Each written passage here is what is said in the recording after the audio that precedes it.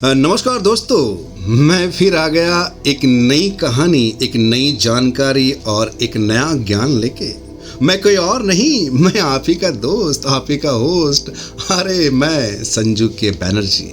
तो दिल थाम के बैठिए क्योंकि आ रहे हैं आपके दिल में गाने गुनगुनाने और एक नई जानकारी को आपके सामने लेके। तो हम बात करेंगे आज पूरी जगन्नाथ, भगवान जगन्नाथ के बारे में। हम बात करेंगे भगवान जगन्नाथ की कथा को जो प्रस्तुत कर रहे हैं पूरे भारत में एवं पूरे विश्व में, उनके साथ में हम जुड़ेंगे। और आइए हम उनसे जुड़ते हैं। मैं उनका परिचय करवा दूं। उनका नाम है श्री धनंजय कपूर जी। वो एक एक्टर हैं, डायरेक्टर हैं, राइटर हैं एवं प्रोड्यूसर हैं। तो अभी अभी उन्होंने भगवान जगन्नाथ की कथा खुद लिखी है। ये लिखना बड़ा संभव है, लेकिन वो कहते हैं कि भगवान स्वयं उनके साथ हैं। मैं बता दूं कि भगवान जगन्नाथ की कथा को उड़ीसा गवर्नमेंट ने सम्मानित किया है, रिकॉग्नाइज किया है और उड़ीसा में भुवनेश्वर में 2 बार प्रस्तुत हो चुका है। ICCR ने भी अप्रूवल दिया है। तो आइए हम बात करते हैं धनंजय जी से, धनंजय कपूर जी से, और वो बताएंगे अपने बारे में, इस नाटक के बारे में एवं भगवान जगन्नाथ के बारे में। तो देर किस बात की है, तो मैं बुलाना चाहूँगा श्री धनंजय कपूर जी को। जय जगन्नाथ। जय जगन्नाथ। आपको हमारा शो में स्वागत है। आप आए, ये हमारा सौभाग्य है। मैं चाहता हूँ कि आप अपनी जुबानी जनता को बताएं कि आपकी उपलब्धियाँ, आपका परिचय। सबसे पहले तो संजू, आपने मुझे अपने इस शो में आमंत्रित किया, इसके लिए मैं आपको बहुत बहुत धन्यवाद देता हूँ। और मैं अपनी शुरुआत में ये कहना चाहूँगा कि मैं हूँ गंगा के किनारे रहने वाला एक छोरा गंगा किनारे वाला। बहुत अच्छी बात। वो अमिताभ बच्चन का आपने जी वो गीत सुना होगा, बिल्कुल। छोरा गंगा किनारे वाला। बिल्कुल बिल्कुल। तो मेरी पढ़ाई पटना में हुई जी। और भगवान के आशीर्वाद से मैंने पटना से न्यूयॉर्क तक का रास्ता तय किया। और जब मैं न्यूयॉर्क से वापस लौटा इंटरनेशनल अवार्ड लेकर जी, अपनी एक शॉर्ट फिल्म के लिए, मैंने ये अवार्ड लिया था जिसे वर्ल्ड फेस्ट ह्यूस्टन में पुरस्कृत किया गया प्लैटिनम अवार्ड से। तो मैं समझ नहीं पा रहा था कि मुझे वहाँ लोग हॉलीवुड में काम करने के लिए as a director, as a writer आमंत्रित कर रहे थे, और मैं मगर फिर भी वापस लौट आया। तो मैं क्यों लौट आया? वहाँ से लौटने के 18 साल बाद मुझे ये बात समझ में आई है कि मेरे लौटने का कारण भगवान जगन्नाथ की स्तुति करना है। अरे वाह, सुपर। अगर मैं हॉलीवुड में रह जाता तो मैं उस जगत में खो जाता। वहाँ की जो शान है, वहाँ की जो चमक धमक है, उससे बाहर निकलना किसी भी मनुष्य के लिए, किसी भी इंसान के लिए सहज नहीं है, संभव नहीं है। संभव नहीं है।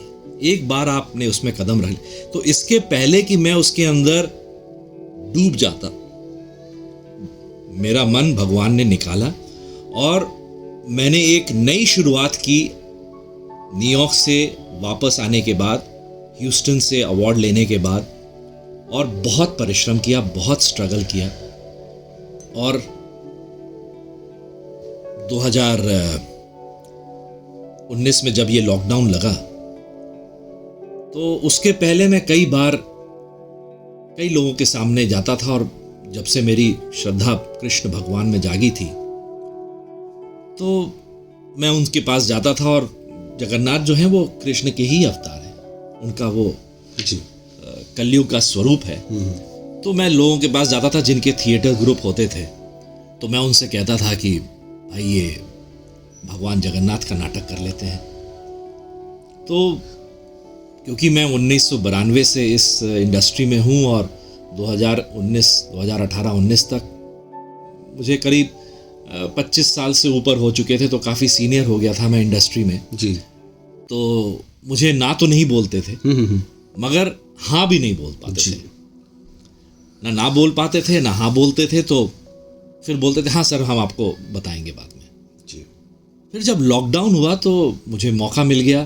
पहले भी मैं भगवत गीता पढ़ता था। नहीं, लॉकडाउन पे तो हम बहुत नज़दीक आ गए। अच्छा, मैं आपसे जानना चाहूँगा कि आप मुझे बताइए कि आपका बिगिनिंग कैसा रहा। आप बॉलीवुड में जब आए, इस हिंदी सिनेमा में काम करने के लिए आए, तो आप अपने आप को कहाँ देख रहे थे? As a actor, director, editor, writer, कहाँ पे देख रहे थे? मैं बॉलीवुड या मुंबई आया था एक सिनेमेटोग्राफर और एक एक्टर बनने। वाह। मगर जब मैं इधर पहुंचा तो मुझे ऐसा लगा कि सिनेमेटोग्राफर बनना उतना आसान नहीं है, क्योंकि मैं कई सिनेमेटोग्राफर के पास गया मगर मुझे अवसर नहीं मिला उनको असिस्ट करने का। और एक्टर बनना तो और भी दूर की बात है, क्योंकि स्ट्रगल करते हैं एक्टर, इतनी उनकी रिक्वायरमेंट है, बॉडी बनाओ, ऐसे रहो। मैं देखने में अच्छा था, 5 फुट 11 इंच मेरी हाइट है, बाल भी अच्छे थे, शरीर भी अच्छा था, गोरा, सब कुछ था। मगर जब आप किसी ऐसी फैमिली से नहीं आते जिनके फादर ने एक्टिंग की हो और आप एक छोटे शहर पटना से आ रहे हैं, तो आपको नहीं मालूम कि यहाँ क्या चुनौतियाँ हैं, किसके पास आप जाएं, आप एक्टर कैसे बनेंगे। और मैं नेशनल स्कूल ऑफ ड्रामा भी नहीं गया, या FTI में भी मैंने कहीं एक्टिंग नहीं सीखी। तो ये बात मुझे बहुत जल्दी साफ हो गई कि मैं एक्टर नहीं बन सकता। तो क्या एक एक्टर को एक्टर बनने के लिए नेशनल स्कूल या FTI जाना जरूरी है?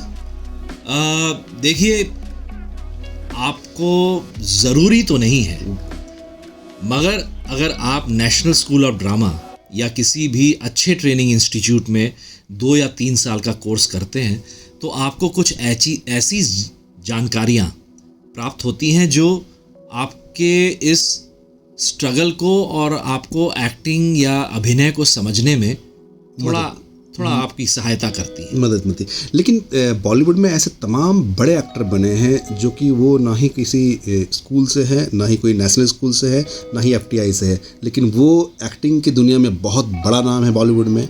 तो आप इसे कैसे लेते हैं? देखिए, बिल्कुल आपकी बात सच है। जब दिलीप कुमार साहब आए, या उसके पहले जो एक्टर आए, या अमिताभ बच्चन साहब आए, या धर्मेंद्र आए, या देवानंद आए, तो उस समय कोई एक्टिंग स्कूल नहीं होता था जी, राइट।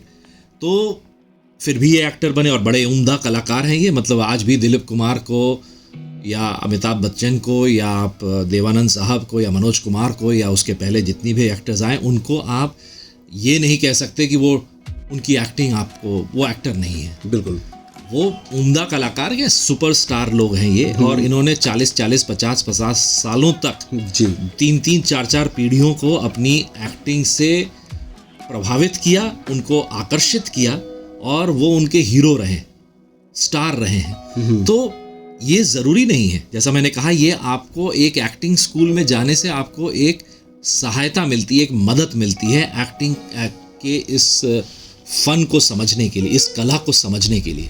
मगर ऐसा कहीं नहीं है कि अगर आप अगर एक्टिंग स्कूल नहीं जाते हैं तो आप एक्टिंग नहीं कर सकते हैं।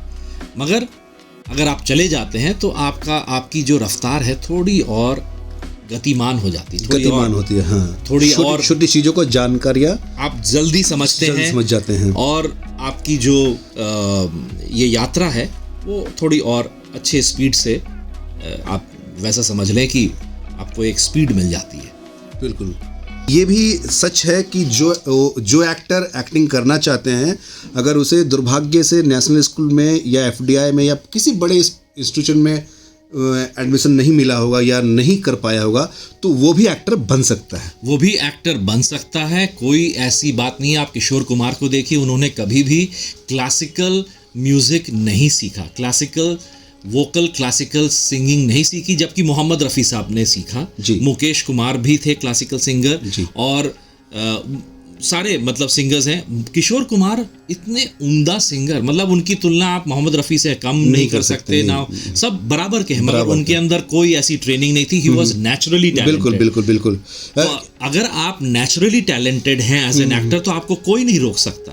बिल्कुल। किशोर दा के बारे में कहा जाता है कि मोहम्मद रफ़ी साहब, मन्ना डे और मुकेश साहब के बीच में इन्होंने स्टार्ट किया था अपना संगीत, अपना गाना, लेकिन उन तीनों को कहाँ छोड़ के आगे निकल गए पता ही नहीं चला। जबकि ये बात सत्य आपने कहा कि वो कहीं से कहीं कुछ सीखे नहीं थे। बिल्कुल, ये तो मूल बात ये है कि आप नेचुरली टैलेंटेड हो सकते हैं, और मैं ये कहूँगा कि आप नेचुरली टैलेंटेड होने के बावजूद भी अगर आपको अवसर प्राप्त हो रहा है जी, अगर आपके अंदर आपको ये अपॉर्चुनिटी है, फैसिलिटी है, आपके पास रिसोर्सेज हैं कि आप नेशनल स्कूल ऑफ ड्रामा जा सकते हैं या किसी अच्छे ट्रेनिंग इंस्टीट्यूट में इंडिया में या अब्रॉड आप सीख सकते हैं, तो आप इसको अवश्य अपनाएं जी। आप ज़रूर ट्रेनिंग लें, क्योंकि इससे आपके नेचुरल टैलेंट को निखरने में एक रफ्तार मिलेगी और आपको ज़्यादा जानकारियाँ बहुत कम समय में मिल जाएंगी, और ये आपके लिए अच्छा होगा। क्योंकि एक्टिंग करना, जैसे अगर आप किसी भी स्टेज में एक्टिंग करने के लिए एक्टिंग आप किसी भी स्टेज पे आप 20 के हों या 30 के हों या 40 के हों या 50 के हों या किसी भी उम्र में हो, आप अभिनय सीख सकते हैं। बिल्कुल राइट। तो आप किसी ट्रेनिंग इंस्टीट्यूट में भी कभी भी जा सकते हैं। मेरे कहने का ये मतलब है कि अगर आपको ये जिंदगी अगर ये अपॉर्चुनिटी प्रोवाइड करती है कि आप एक्टिंग सीख सकते हैं किसी भी गुरु से, किसी भी इंस्टीट्यूट के अंडर एक एजुकेशनल कोर्स ले सकते हैं, तो जरूर जाएं। और अगर नहीं कर पाते हैं किसी भी रीजन से तो आप हताश ना हो। बिल्कुल, आप विदाउट ट्रेनिंग आप अभिनय करने के लिए आप अभिनेता बन सकते हैं, मगर उस समय आप कम से कम इतना करें कि आप एक थिएटर ग्रुप जरूर ज्वाइन करें जी। क्योंकि थिएटर जो है वो आपको इतना आपको कर देगा कि आप मूल बातों को, उस अभिनय के डिसिप्लिन को, अनुशासन को, उसके कुछ जो ताने बाने होते हैं, जो बेसिक्स हैं, वो आपको ज़रूर, कोई भी एक थिएटर ग्रुप आप ज्वाइन कर लें, उसमें आप 5-10 नाटक करें, छोटे बड़े किरदार से आप जहाँ से भी शुरुआत कर सकें करें, बैक स्टेज भी करने को मिले वहाँ वो भी करें, जो भी आपको अवसर प्राप्त होता है।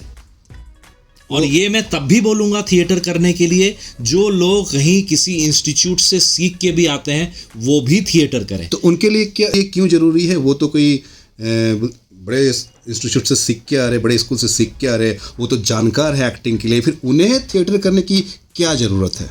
वो इसलिए क्योंकि थिएटर जो है वो एक्टर्स मीडियम है, सिनेमा जो है वो डायरेक्टर्स मीडियम है। बिल्कुल ठीक है। सिनेमा में सारा कंट्रोल, आप एक्टर हैं, आप एक एक्टर हैं, but director is the chief. Captain कौन है सिनेमा के शिप का? डायरेक्टर है। मगर थिएटर में जब प्ले शुरू होता है, एक्टर इज एवरीथिंग।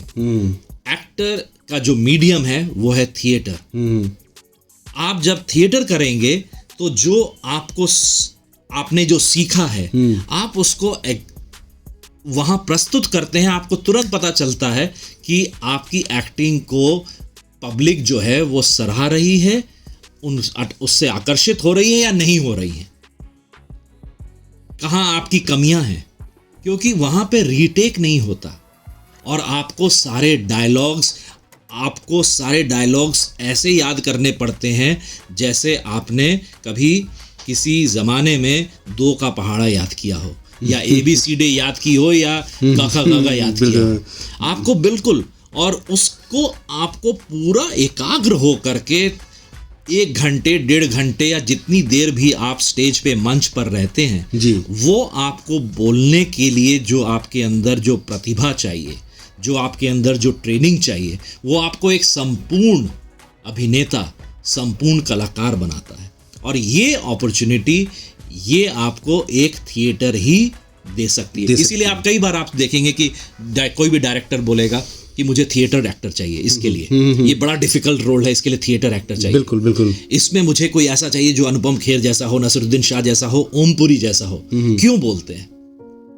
क्योंकि उनको मालूम है कि इनकी इतनी ट्रेनिंग, ऐसी कठोर ट्रेनिंग हुई है कि ये बड़े से बड़ा संवाद, कॉम्प्लेक्स से कॉम्प्लेक्स कैरेक्टर को बड़ी ही सहजता से और बहुत ही नेचुरल तरीके से प्रस्तुत कर सकते हैं। बिल्कुल, ये उनके ऊपर, ये डायरेक्टर्स को मालूम है, इसीलिए स्टार तो कोई भी बन जाएगा मगर एक्टर हर कोई नहीं होता। ये डिफरेंशिएशन ये समझ लीजिए।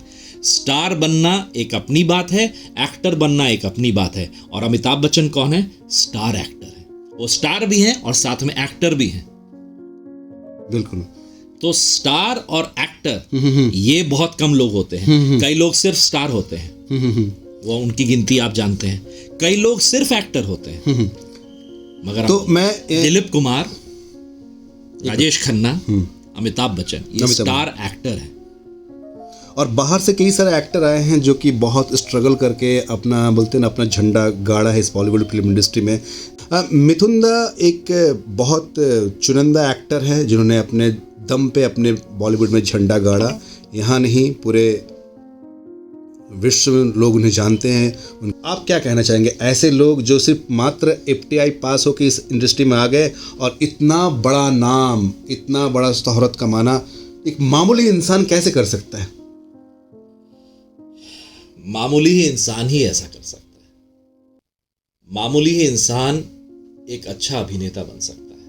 और ये मिथुन दा ने बखूबी इस चीज को निभाया, प्रूव किया है, निभाया। क्योंकि उन्होंने मृग्या जैसी एक फिल्म में एक शायद आदिवासी का रोल किया है। जी, जी, आदिवासी का। और उनको उसके लिए उन्हें नेशनल अवार्ड मिला। जी। उसके बाद वो डिस्को डांसर जैसी फिल्म करते हैं। कहाँ एक आदिवासी का रोल और कहाँ एक डिस्को डांसर जैसा कॉमर्शियल रोल करके एक सुपरस्टार लेवल को अचीव करते हैं। और उसके बाद फिर नेशनल अवार्ड भी जीतते हैं as a supporting cast way back, मतलब उसके 20 साल बाद। तो उन्होंने हर लेवल पे अपने आप को प्रूव किया। और आप ये कह सकते हैं कि वो बहुत ही शायद गुड लुकिंग ना हो जैसे राजेश खन्ना या दिलीप कुमार या ये हो, मगर उनकी लुक ने ना उनको कमर्शियल आर्टिस्ट बनने से रोक सका, ना उन्हें एक national film award winning actor बनने से रोक सका, ना एक आर्ट फिल्म एक्टर बनने से रोक सका। उन्होंने बहुत, मतलब आप हमारे इंडस्ट्री में बड़े एग्जाम्पल्स हैं कि आप कहीं से भी आए, तो हम अपनी मूल बात पे पहुंचते हैं संजू, कि आप किसी भी जगह से आ सकते हैं, आप कैसे भी दिख सकते हैं, आपके पास कोई भी ट्रेनिंग हो सकती है या नहीं हो सकती है, मगर अगर आप में निष्ठा है, आप में वो आग है, आप में अगर मेहनत करने के लिए वो आग है, वो निष्ठा है, वो अनुशासन है, तो आप जुनून है, तो आप अभिनय कर सकते हैं और आप एक एक्टर बन सकते हैं। स्टार बनना एक दूसरी बात है, वो आपके स्टार की बात है, मतलब तकदीर की बात है। यस। तो आप कहना चाहते हैं कि एक एक्टर, चाहे वो किसी भी प्रांत से हो, चाहे वो कैसा भी दिखता हो, काला हो, गोरा हो, नाटा हो, लंबा हो, काला हो, इससे कोई फर्क नहीं पड़ता है। नहीं, बिल्कुल भी नहीं फर्क पड़ता। फर्क अगर पड़ता है तो आपके अंदर कितना टैलेंट है, कितना जुनून है, कितनी प्रतिभा है जो आप अपने सपनों को पा सकते हैं। अगर ये बात है तो आप एक कलाकार हैं। थैंक यू धनंजय सर, आपने कला के प्रति इतनी अच्छी अच्छी जानकारी दे दी। अब आते हैं थिएटर पे। मैंने सुना है कि आप थिएटर कर रहे हैं और थिएटर में भगवान जगन्नाथ की कथा को प्रस्तुत कर रहे हैं। हाँ, ये आपने बिल्कुल ठीक सुना है संजू।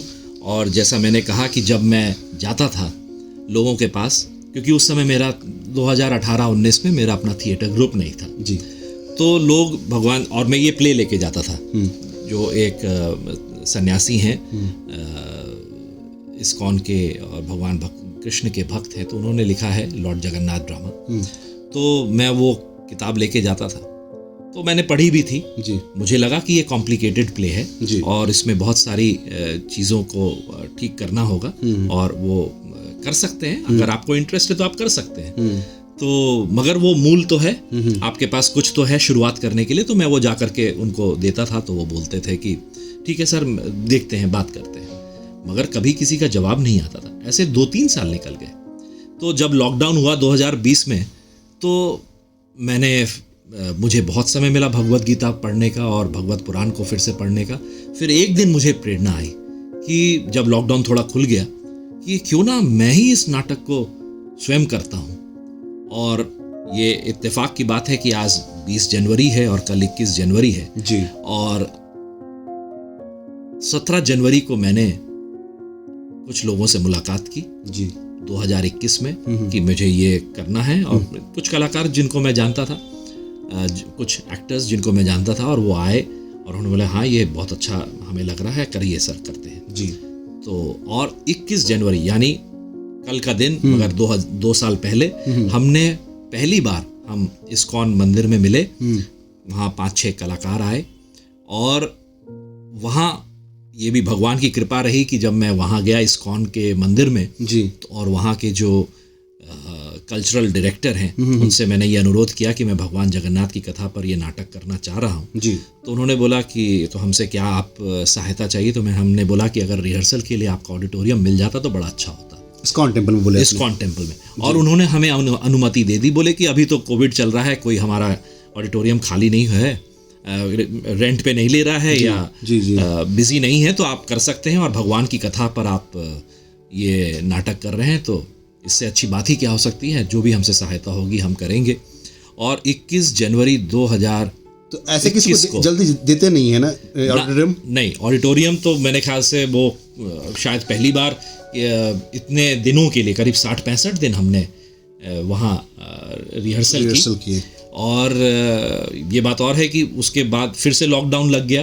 तो 21 जनवरी से हमने 23 मार्च तक वहाँ रिहर्सल किया। उसके बाद फिर लॉकडाउन लग गया और उसके बाद फिर जब लॉकडाउन लगा तो वापस मुझे वहाँ जाने का अवसर नहीं मिला। फिर हम अपने घर पे करने लग गए, क्योंकि उस समय तक घर में भी आने के लिए लोगों को, फिर हम पार्क में करने लग गए, दूसरी जगहों पे करने लग गए। और वहाँ पर मेरे ख्याल से उनके ऑडिटोरियम भी बिजी हो गए थे तो शायद वो भी पॉसिबल ना होता। मगर हमें जो शुरुआत मिली जी, उससे हमें बड़ा प्रोत्साहन मिला। और वहाँ से हम चलते चलते चलते चलते धीरे धीरे हमने इस नाटक को करीब 11 महीने में, बिल्कुल ठीक 11 महीने में, 21 जनवरी से 18 दिसंबर को हमने भगवान जगन्नाथ की धरती पर पुरी में अपना पहला शो भगवान जगन्नाथ कथा का प्रस्तुत किया जी। ये मेरी अभिलाषा थी, भगवान से प्रार्थना थी कि भगवान अगर मैं आपका जब भी ये प्ले तैयार हो जाए और पहला शो करूं तो आपकी धरती पे करूं। और उन्होंने मुझे ये आशीर्वाद दिया, ये संभव बनाया। गुप्ता जी भुवनेश्वर के एक बहुत बड़े इंडस्ट्रियलिस्ट हैं, GM गुप्ता साहब, और उन्होंने पूरा स्पॉन्सर किया। जो हमारा खर्चा हुआ, जो भी खर्चा हुआ, करीब 4.5-5 लाख से ज़्यादा खर्च हुआ, उन्होंने वो पैसे दिए। कुछ मेरे पास थे, उनको मिला करके हमने पहला शो पुरी में 18 दिसंबर 2021 में किया। तो ये भगवान की कृपा रही है कि हमने कोविड के दौरान इस नाटक की रिहर्सल की, लिखा और सारे कॉस्ट्यूम्स बनाए, सारे सेट प्रॉपर्टीज बनाई। और ऐसा भी नहीं है कि मैं जगन्नाथ संस्कृति में पैदा हुआ था, बिल्कुल हाँ। मुझे नहीं मालूम तो था कि मैं आपसे जानना चाहूंगा कि इस महान नाटक, बोलते ना नाटक नहीं कह सकते, ये भगवान की कथा को, नाट्यकृति, हाँ, भगवान की नाट्यकृति को स्टेज तक पहुंचाने में आपको किन किन चीजों का से संघर्ष करना पड़ा? देखिए, एक तरीके से संघर्ष तो मुझे बिल्कुल भी नहीं करना पड़ा। जब भी मैंने कोई भगवान से प्रार्थना की तो भगवान ने उसे सहजता पूर्वक मुझे कोई ना कोई रास्ता निकल गया, बहुत सहजता पड़ा। ऐसा नहीं कि मैं बहुत लोगों के पास जा रहा हूँ, मैं कुछ लोगों के पास गया, उन्होंने हाँ कर दी, कुछ लोगों के पास गया हाँ, मगर उसमें मेरी निष्ठा थी जी। अगर मैं इस बात को आपको एक तलवार की नोक पर खड़े होकर कह सकता हूं कि अगर आप निष्ठा से भगवान से कुछ भी मांगे, खासकर उनकी सेवा में, आपको वो 100% मिलेगा। मेरी इच्छा थी कि हमारे अच्छे से अच्छे कॉस्ट्यूम बने, अच्छे से अच्छी ज्वेलरी बने जी, और जितनी भी सेट प्रॉपर्टीज बने वो एक बिल्कुल अव्वल नंबर की हो। बिल्कुल बिल्कुल। और वो सब भगवान ने हमें उस समय मुहैया करा दी, उस समय हमें दिला दिया जिस समय एक कोविड के बीच में लोग ये सोच रहे थे कि अपनी जान और प्राण की हम कैसे रक्षा करें, और हम अपने 10-11 कलाकारों को लेकर के इस प्ले की तैयारी कर रहे थे और ये ख्वाब बुन रहे थे कि हम इस प्ले को यहाँ पुरी में करेंगे, फिर ऐसे करेंगे, ऐसा हमारा, और पता नहीं लोग ऐसा सोचते भी होंगे कि ये आदमी पागल है कि इतना बड़ा कॉस्ट्यूम कैसे, इतना बड़ा कल, और एक एक एक्टर्स के हमने 2-2, 3-3 चेंजेस तैयार किए, उनके स्पेयर कॉस्ट्यूम्स तैयार किए, और किसी में कहीं कोई भगवान ने कमी नहीं छोड़ी। मगर हाँ, मैंने देखा, आपका पोस्टर भी देखा कि बहुत ही सुंदर लग रहे हैं आपके सारे कलाकार पोस्टर में। जी जी, स्वयं जैसे लगते हैं ना भगवान ने रचना की है इस पोस्टर एकदम। और एक एक कलाकार जो है वो उन्होंने बिल्कुल हमारे पास चुन करके भेजा हो। जो हमारे कुछ 7-8 बिल्कुल इम्पोर्टेंट कलाकार हैं, जैसे विद्यापति, युद्धवीर, ललिता, महारानी गुंडीचा, जयशील, नारद, ब्रह्मा, ये सारे कलाकार ऐसे हैं जैसे ये इसके लिए ही पैदा हुए थे क्या? इस रोल को, इस पात्र को निभाने के लिए ही पैदा हुए थे क्या? मुझे ऐसा लगने लगा। और ये भी हुआ कि जब लॉकडाउन हो जाता था, ये भी एक बड़ी ही अजीब कहानी है, मगर ये सत्य है कि जब लॉकडाउन हो जाता था और हमें ऑडिटोरियम में जाकर के करने का, रिहर्सल करने का अवसर प्राप्त नहीं होता था, तो मेरे दिमाग में आया कि लोग जूम पर ये अब अपना ऑफिस चला रहे हैं, मीटिंग कर रहे हैं, तो क्यों ना हम जूम पर रिहर्सल करें। भाई डायलॉग्स तो याद कर रहे हैं जो हम। अच्छा, ये संजू मैं आपको बता दूं कि ये नाटक जो है ये कोई 1 या 1.5 घंटे या 2 घंटे का नाटक नहीं, ये तो सर बहुत बड़ी नाटक है। और मैं जिसे भी कहता हूं कि ये नाटक 5 घंटे का नाटक है, तो आप यकीन मानिए 5 घंटा स्टेज पे यूं टिके रहना। और सर बता रहे हैं कि जब नाटक खत्म होता है कम से कम 7 घंटा लग जाते हैं, और 7 घंटा तक लोग बने रहते हैं निस्वार्थ भाव से। और कोई ब्रेक नहीं होता, इस पे कोई ब्रेक नहीं होता है, तो भी लोग टिके रहते हैं। क्योंकि मुझे लगता है कि जब ये नाटक होता है और ये नाटक के जब संवाद करते हैं सारे कलाकार, तो मुझे लगता है कि स्वयं भगवान वहाँ विराजमान होते हैं। ये मुझे पूर्ण विश्वास है, क्योंकि एक घटना भी ऐसी हुई। जब हम पुरी में पहला शो कर रहे थे तो हमारी एक लाइट थी, हमने वहाँ वो प्रॉपर ऑडिटोरियम नहीं था, वो एक सभागृह थी जिसमें हमने उसको एक ऑडिटोरियम का रूप दिया था। ऊपर से ये कपड़े लगा करके, साइड से कपड़े लगा करके, तो चारों तरफ सूती कपड़े लगे हुए थे, लाल और काले रंग के जी। तो हमने जब बस शुरुआत ही हुआ था और वो लाइट जो थी वो जल गई, उसमें से बड़ा सा फ्लेम निकला, और मुझे तो ध्यान भी नहीं कि वो कब था, क्योंकि वो उस एक्ट में, उस अंक में मैं नहीं हूँ। उस अंक में 2 कलाकार हैं, जयशील और विद्यापति। तो मैं अपने मेकअप में था, मगर मुझे लोगों ने बताया सर यहाँ ये बल्ब फ्यूज कर गया था। वो 1000 वॉट्स का 2 बल्ब थे, वो जल गए। मगर अगर और कहीं जगह होती और उसके ऊपर सूती कपड़ा लगा होता तो वो पूरा जल करके उसी समय वो ऑडिटोरियम खाक हो जाता। इतनी ज़्यादा। मगर वो एक ऐसी चिंगारी निकली, एक फ्लेम निकला, और उसके बाद धुक से वो बंद हो गया। और मैंने बाद में प्ले के देखा कि वहाँ तो सिर्फ एक छोटा सा छेद हुआ था। तो ये घटना, मतलब भगवान स्वयं वहाँ उपस्थित थे, तभी तो उन्होंने हमारी रक्षा कर दी। बिल्कुल। वो अपने नाटक, जब भी मैं ये हमारा ये शो आयोजित होता है, तो मैं हमेशा सबसे पहला कार्ड जो है वो भगवान के चरणों में अर्पित करता हूँ। और वो हमारे मुख्य अतिथि होते हैं भगवान जगन्नाथ, भगवान बलदेव, देवी सुभद्रा और श्री सुदर्शन। ये 4 जो चतुर्धा अर्चा विग्रह भगवान का बनाते हैं, ये चीफ गेस्ट होते हैं। और जो भी हमें स्पॉन्सर करता है वो गेस्ट ऑफ ऑनर या स्पेशल गेस्ट होता है। और ये सब स्वीकार करते हैं कि नहीं, इसके लॉर्ड जगन्नाथ, लॉर्ड बलदेव, देवी सुभद्रा और श्री सुदर्शन ही चीफ गेस्ट होंगे, हम गेस्ट ऑफ ऑनर भी रहेंगे। हमने इस नाटक को करने के लिए अपनी प्रेसिडेंट को भी एक एप्लीकेशन भेजा है कि ये आप बहुत अच्छी भगवान की परम भक्त हैं जी, और हम ये नाटक आपके समक्ष आपके लिए करना चाहते हैं। तो मैं आपको बताऊं कि जब, और मुझे ये पूर्ण विश्वास है कि प्रेसिडेंट साहिबा भी, मोहतरमा भी, जो हमारी मिसेस द्रौपदी मुर्मू हैं, जी। वो भी इस चीज़ को अग्री करेंगी कि चीफ गेस्ट उनके इस कार्यक्रम में भगवान जगन्नाथ ही होंगे। बिल्कुल। और वो मुझे पूर्ण विश्वास है कि वो बोलेंगे नहीं, मैं गेस्ट ऑफ ऑनर ही हूँ, क्योंकि भगवान जगन्नाथ ही चीफ गेस्ट होने चाहिए। ये लोगों की श्रद्धा है, और ये श्रद्धा जो है ये भक्ति है, और इसी एनर्जी से हम 5 घंटे कैसे निकल जाते हैं पता ही नहीं चलता। और लोग जब वहाँ जो उपस्थित जो ऑडियंस होती है वो बिल्कुल भाव विभोर हो जाती है, नहीं। आंखों से आंसू टपकने लगते हैं। आपको मैं आमंत्रित करूंगा। मुझे आज भी याद है जब द्रौपदी जी चुनी गई और जब उनका वो जब विजय हुई, तब वो प्रेसिडेंट के लिए जब तब वो पैदल चल के गई थी भगवान जगन्नाथ के मंदिर में। बिल्कुल, ये कथा वो अनन्य भक्त है जी, बिल्कुल।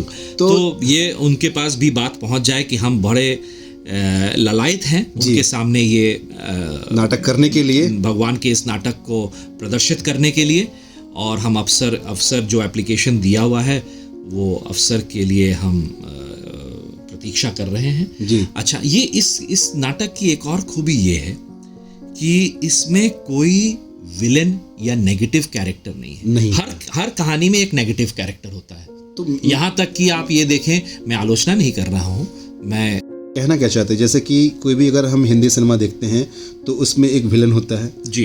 अगर हम महाभारत की बात उठा ले तो उसमें दुर्योधन विलन था, बिल्कुल ठीक है। अगर हम रामायण की बात करें तो उसमें रावण था, बिल्कुल। तो आप अपनी कथा से क्या कहना चाहते हैं? भगवान जगन्नाथ की कथा में कोई विलन नहीं है?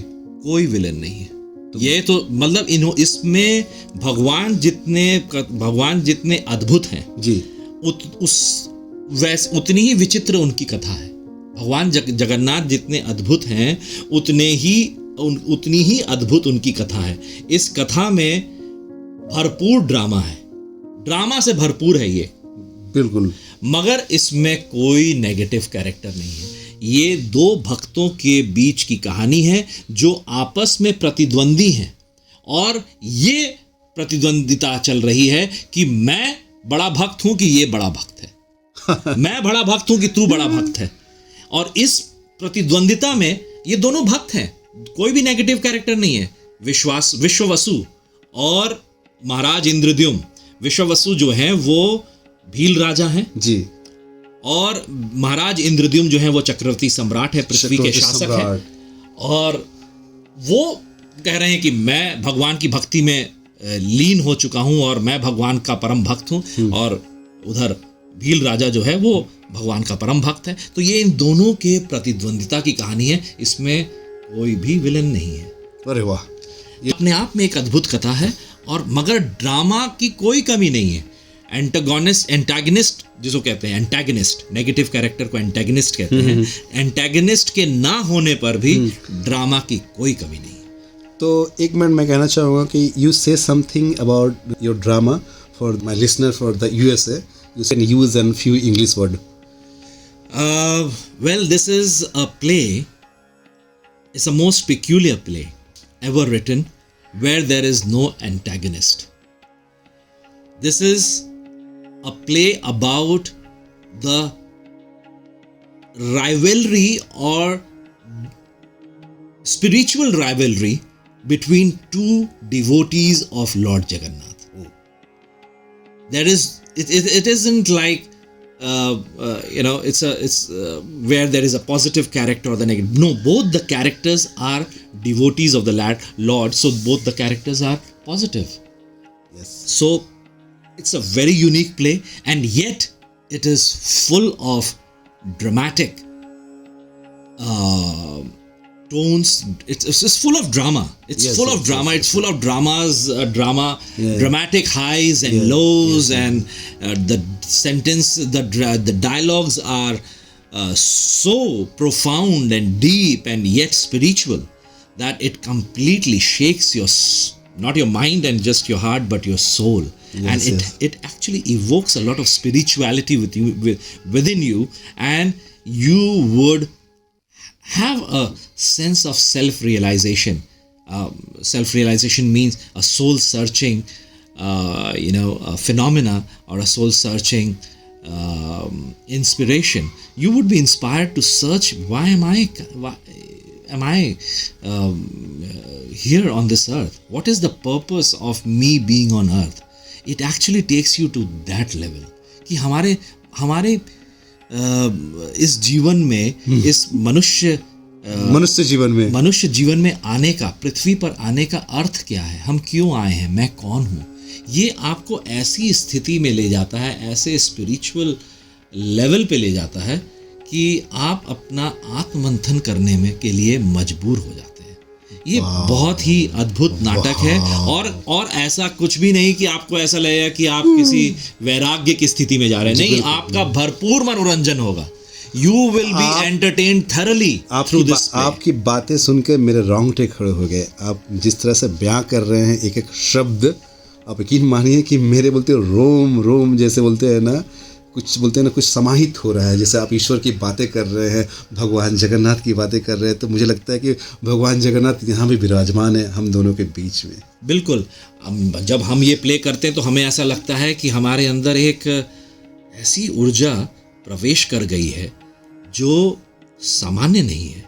वरना आप बताइए 5 घंटे तक एक नाटक को करना, इतनी ऊर्जा इतिहास में ये कहीं नहीं हुआ। 5 घंटे का नाटक, ये एक Guinness book of world record में, अब मैं बहुत जल्दी अपने इस नाटक को दर्ज करने वाला हूँ और Guinness book of world record के ऑफिसर्स को और वहाँ के उनको आमंत्रित करने वाला हूँ कि आप आकर के देखें इस नाटक को।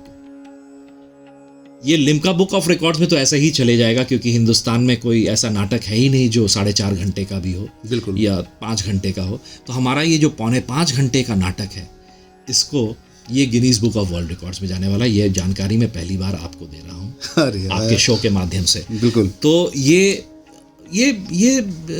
और ये ऊर्जा कहाँ से आती है एक्टर्स के अंदर कि वो 4.5-5 घंटे अपने आप को, अपने संवाद को, अपने कैरेक्टर को लोगों के सामने प्रदर्शित कर सके। 5 घंटे तक आप उसी कैरेक्टर में हैं। जो विद्यापति है वो विद्यापति, जो जयशील है वो जयशील बन के खड़ा हुआ है, जो महारानी है वो महारानी बन के खड़ी हुई है। चेंजेस हो रहे हैं, कपड़े, कॉस्ट्यूम्स चेंज हो रहे हैं, ऑर्नामेंट्स चेंज हो रहे हैं, मगर फिर भी वो कैरेक्टर के अंदर ही है। 5 घंटे आप एक पात्र को अपने अंदर लेकर के मंच पर खड़े हैं। ये संभव नहीं है। 2 घंटे का नाटक करते हैं, लोग उठ के चले जाने का मन करता है, बहुत 2 घंटे का नाटक हो गया, बहुत हो गया। नहीं, हमारे 5 घंटे के नाटक के बाद भी 1.5-2 घंटे तक लोग हमारे साथ लगे रहते हैं। हम कभी 7, 7.5, 8 घंटे के पहले अपने ऑडिटोरियम से निकल नहीं पाते हैं संजू। उसके बाद लोग आते हैं, इंटरव्यू लेते हैं, टीवी वाले, न्यूज़पेपर वाले, मतलब एक पुष्पांजलि होती है, आरती होती है, ऐसा समा बन जाता है कि लगता है कि हम वाकई भगवान जगन्नाथ जी यहाँ विराजमान है। तभी तो ये ऊर्जा आ रही है और तभी लोग उस तरफ आ रहे हैं। मुझे याद है कि वहाँ एक बड़ी ही बुजुर्ग लेडी आई थी अभी संबलपुर में, और ये कभी की बात है? ये अभी 15 और 16 अगस्त की। अच्छा। संबलपुर में हमने शो किया था, 2 दिन लगातार शो किया था, और उन्होंने बोला कि तुमने भगवान की कथा की है, अब तुम देखना तुम्हारे साथ क्या क्या होगा, क्या भगवान तुम्हें आशीर्वाद देते हैं, ये देखना। एक औरत आई, वो बोली कि हमें ऐसा लगा कि जैसे भगवान स्वयं वहां पधार गए हैं। आपने इस तरीके से हमें भगवान के इस कथा को प्रस्तुत किया है कि हमें विश्वास नहीं हो रहा है। एक वहां पे ऑर्गेनाइजर थे, उन्होंने बोला कि जो औरतें 9 बजे के बाद अपने घर के बाहर नहीं रहती थी, उनको घर जाके खाना बनाना पड़ता है 7:30, वो रात के 10:30, 11 बजे वापस लौट के गई हैं, जो सुबह 3 बजे से आपके लिए आई हुई हैं। 7 घंटे बाद बोले कि हम खाना बनाना भूल गए, हम अपने बच्चों के पास जाना भूल गए और हम यहीं रह गए। अरे वाह, ये तो बहुत बड़ी बात है। बोले कि जो औरतें कभी रात में 9 बजे के बाद रहती नहीं है, क्योंकि उनको खाना बनाना पड़ता है, बच्चों को देना पड़ता है, वो 10:30 बजे ऑडिटोरियम से निकली 3 बजे आने के बाद। बोले कि हम खो गए, तो हमें पता ही नहीं चला समय कहाँ चला गया। बिना भगवान के मौजूद के ये ऐसा होना संभव नहीं है। सोचिए ना, हम 2 घंटे का फिल्म देखते हैं, 2 घंटे की फिल्म देखने के बाद में बोर हो जाते, सिनेमा ऐसा नहीं है। और कहाँ 5 घंटे का नाटक हम कंटिन्यू देख रहे हैं, और उसके बाद जब नाटक के अंत में प्रार्थनाएं होती है, आरती होते हैं, तो उस समय भी लोग जुड़े रहते हैं, जब तक कि कलाकार स्टेज से उतर के घर ना चले जाए तब तक ऑडियंस जाती नहीं है। तो ये कैसे संभव हो सकता है? ये संभव तभी हो सकता है जब भगवान स्वयं वहाँ मौजूद हो। ये तभी हो सकता है जितने भी कलाकार इस नाटक में जुड़े हैं वो सच्चे मन से जुड़े हैं। वो समझ लीजिए वो जान गए हैं जब मैं कोई साधारण काम नहीं कर रहा हूँ, मैं कोई ऐसा वैसा काम नहीं कर रहा हूँ, मैं भगवान के प्रति अपने आप को समर्पित कर दिया है। और तभी तो भगवान जुड़े रहते हैं और जुड़ने के साथ साथ में नाटक ऐसा प्रस्तुत होता है, ऐसा दिखता है। तो आप यकीन मानिए, मैं तो बोलूँगा ये किसी भी शहर पे ये नाटक हो तो आप जरूर जाएं, जरूर देखें। मैं आपके इस शो के माध्यम से मैं सभी को से ये प्रार्थना करता हूँ, अनुरोध करता हूँ कि आप हमारी वेबसाइट bhandiratree.com BHANDIRATREE.com bhandiratree.com पर जाएं। और आप हमारे इंस्टाग्राम पे भी जा सकते हैं bhandiratree.com, भंडीरा ट्री के नाम से @bhandiratree। और आप मुझे सूचना दीजिए, हम आपके पास आएंगे और हम आप तक ये भगवान की कहानी पहुंचाना चाहते हैं। जय जगन्नाथ। बहुत बहुत धन्यवाद आपका धनंजय सर। आपने तो बोलते ना रोंगटे खड़े कर दिए मेरे। मैंने जीवन में ऐसा बोलते ना अनुभव कभी नहीं किया था, कोई भी इंटरव्यू में, कोई भी संवाद में नहीं। जिस तरह से भगवान जगन्नाथ कथा के आपने बखान किए, आप यकीन मानिए मेरे रोम रोम खड़े हो गए हैं। और मुझे उम्मीद है कि ये हिंदुस्तान के हर एक गलियारों में बहुत जल्दी लोग आप भी देख पाएंगे, क्योंकि भगवान जगन्नाथ की कथा में एक अद्भुत है। आप इस कथा से जान पाएंगे कि जीवन का असली रहस्य क्या है। राजा इंद्रद्युम्न जो एक विशाल इतने बड़े राजा हैं, वो सारा धन दौलत छोड़ के भगवान की खोज में निकल पड़ते हैं। तो जीवन का असली रहस्य को जानना है तो आप जरूर देखें भगवान जगन्नाथ की कथा। नेहा से जाने से पहले कुछ और कहना चाहेंगे हमारे दर्शकों को? हाँ, मैं आपको ये कहना चाहूँगा, आपके दर्शकों को, आपके श्रोताओं को, सुनने वालों को, कि हर शहर में, लगभग हर शहर में, हिंदुस्तान के, भारत के और विश्व के भी, सैन फ्रांसिस्को से लेकर टोक्यो तक, लंदन से लेकर के सिडनी, कैनबरा तक भगवान जगन्नाथ की रथ यात्रा निकलती है। बिल्कुल निकलती है। मगर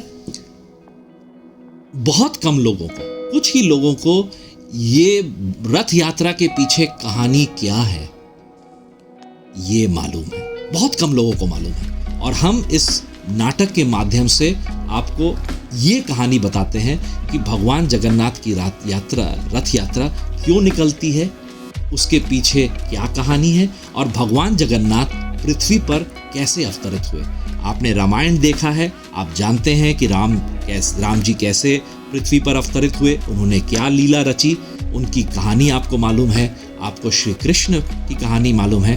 अब आप श्री कृष्ण के कलयुग स्वरूप की कहानी को जानिए कि भगवान जगन्नाथ किस तरह, क्यों, क्या लीला करते हुए पृथ्वी पर अवतरित हुए और उनकी जगन्नाथ रथ यात्रा क्यों निकलती है। यही है हमारे कहानी का उद्देश्य, हमारे इस नाटक का उद्देश्य। और जगन्नाथ की महिमा को जानिए, फिर आपको जो पूरी आने में जो आनंद आएगा वो आप सोच भी नहीं सकते। मैंने आप बयान नहीं कर सकते जो आप आनंद महसूस करेंगे जब पूरी आएंगे और बोलते हैं ना भगवान जगन्नाथ के मंदिर में जाएंगे, रथ यात्रा देखेंगे, जब अपने हाथों से रथ को खींचेंगे। बिल्कुल, ये तो आप बोलते इसका तो आनंद को आप बोलते तभी हो पाएगा जब आप पूरी में जाएंगे। तो बहुत बहुत धन्यवाद धनंजय कपूर जी, कोटि कोटि नमन करता हूँ आपको, क्योंकि आप भगवान जगन्नाथ की कथा को पूरे विश्व में फैला रहे हैं। ये बहुत बड़ा कार्य कर रहे हैं आप एक बोलते हैं ना, ऐसे तो देखिए सिनेमा बहुत डायरेक्टर बनाते हैं, बहुत सारे लोग बनाते हैं सिनेमा, लेकिन इन्होंने सिनेमा, एड, ये सब छोड़ दिए हैं। ये पूरी तरह से बोलते हैं ना अपने आप को समर्पित कर दिए हैं भगवान जगन्नाथ की कथा को पूरे विश्व तक पहुँचाने के लिए। सोचिए उन्होंने कितना बड़ा अपने आप में बलिदान दिया है, जबकि ये बहुत अच्छे डायरेक्टर हैं, बहुत नामचीन राइटर हैं, अच्छे लिखते हैं, अच्छे डायरेक्शन जानते हैं, लेकिन अपने जीवन को भगवान जगन्नाथ के चरणों में समर्पित कर दिया है और उनकी कथा को पूरे विश्व तक पहुंचा रहे हैं। कभी मत चूकिएगा। अगर आपके शहर में कभी भी भगवान जगन्नाथ की कथा हो रही है तो आप जरूर जाए, और हिंदुस्तान में कहीं भी होगा तो संजू के बैनर्जी आपको जरूर इन्फॉर्म करेगा। तो बने रहिए मेरे साथ और जानते रहिए, क्योंकि मैं आपको बताने आया हूँ और ज्ञान देने आया हूँ, याद रखिएगा। और ज्ञानी तो देता हूँ मैं, तो बने रहिए। और जानते हैं, मैं भी कहीं ना कहीं भगवान जगन्नाथ से जुड़ा हूँ, भगवान जगन्नाथ की लीलाओं से जुड़ा हूँ, उनकी महिमाओं से जुड़ा हूँ। धन्यवाद। मैं फिर आऊँगा आपके साथ में एक नई कहानी लेके, एक नई जानकारी लेके। हाँ, तो बने रहिए, सुनते रहिए, देखते रहिए। जय जगन्नाथ। जय जगन्नाथ।